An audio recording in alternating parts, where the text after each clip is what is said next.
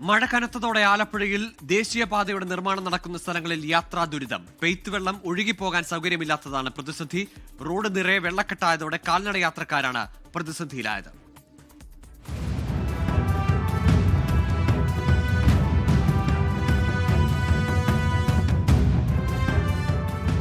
ഇന്നലെ രാത്രി പെയ്ത മഴയോടെയാണ് ആലപ്പുഴയിലെ ദേശീയപാതയുടെ ഭാഗങ്ങൾ വെള്ളത്തിനടിയിലായത്. കായംകുളത്തും പുന്നപ്രയിലും ഗതാഗതം ദുഷ്കരം. പുന്നപ്രയിൽ റോഡിന്റെ പകുതിയിലേറെ ഭാഗം വെള്ളത്തിലാണ്.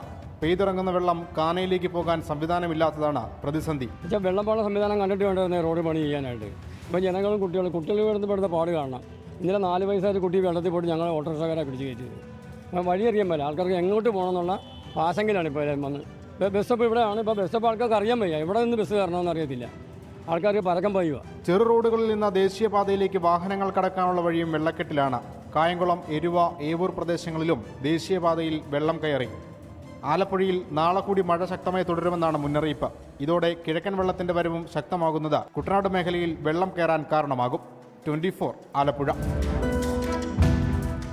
ലോകത്തെവിടെയായാലും ഏത് സമയത്തും 24 വാർത്തകളും ഓഗ്മെന്റഡ് റിയാലിറ്റി പാക്കേജുകളും എക്സ്പ്ലെയിനറുകളും വിശദമായി കാണാൻ ഞങ്ങളുടെ യൂട്യൂബ് ചാനൽ നിങ്ങൾക്ക് സബ്സ്ക്രൈബ് ചെയ്യാം.